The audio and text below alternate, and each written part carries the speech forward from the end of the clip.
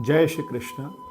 गीता का चौथा अध्याय और 32वां श्लोक, जहाँ भगवान अब उपसंहार पर आ रहे हैं इस पूरे अध्याय के, कि भगवान ने सब तरह के यज्ञ समझाए और भगवान अब अर्जुन से कह रहे हैं एवं बहुविधि यज्ञ विटता ब्राह्मणों मुखे। भगवान कह रहे हैं कि ब्राह्मणों के मुख से या वेदों के मुख से या वेदों में इस तरह के कई यज्ञों का वर्णन किया गया है। इसमें विभिन्न प्रकार के कर्मों से उत्पन्न ज्ञान दिया गया है।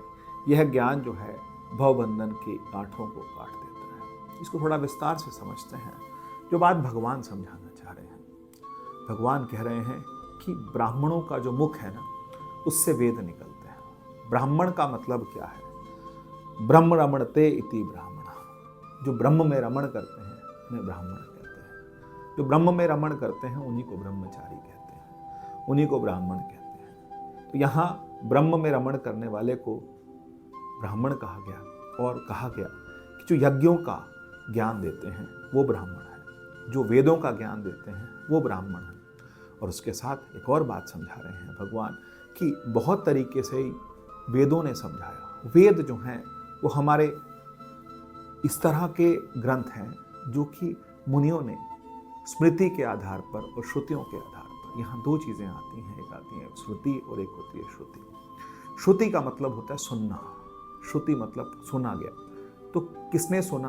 तो कहते हैं ऋषियों ने सुना। ऋषि जब बहुत गहरे ज्ञान में गए, उन्होंने वेदों को सुना, उन्होंने श्लोकों को सुना। और जब वो श्लोकों को सुनते हैं तो श्लोकों को सुन करके जो उन्होंने ज्ञान निकाला, वो ज्ञान जो है वो वेदों का ज्ञान है। वेदों के इस तरह के जो ज्ञान है इन्हें हम श्रुतियाँ कहते हैं। 4 तरह के हमारे यहाँ वेद हैं और वेद समझाते हैं कि हमारा धर्म क्या हो, हमारा कर्म क्या हो, हमारे दायित्व क्या हैं, हमारे अधिकार क्या हैं, हमारे जीवन कैसे जीना है। जीवन प्रारंभ से लेकर के अंत तक 16 संस्कार, सब बातें वेदों में लिखी हैं। वेद हर एक चीज़ समझाते हैं। वेद यहाँ तक व्यवसाय समझाते हैं, वैश्यों को क्या कर्म करने हैं वो भी समझाते हैं, ब्राह्मणों को क्या करने हैं, क्षत्रियों को क्या करने हैं, शूद्र के क्या कर्म है, ये सब समझाते हैं। वेद ये भी समझाते हैं कि कृषि कैसे होगी। वेद ये भी समझाते हैं कि जीवन कैसे चलेगा। जीवन को 4 भागों में विभाजित किया गया। सबसे पहला जो ब्रह्मचर्य है, दूसरा गृहस्थ है,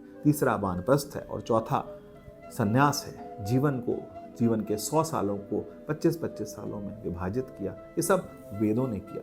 और जो वेदों का ज्ञान जानते हैं, भगवान कहते हैं वेदों का जो ये ज्ञान जिनको समझ आ जाता है, उनके जीवन की, उनके भवबंधन की गांठें खुल जाती हैं, उन्हें सब बातें समझ आ जाती हैं। जय श्री कृष्ण।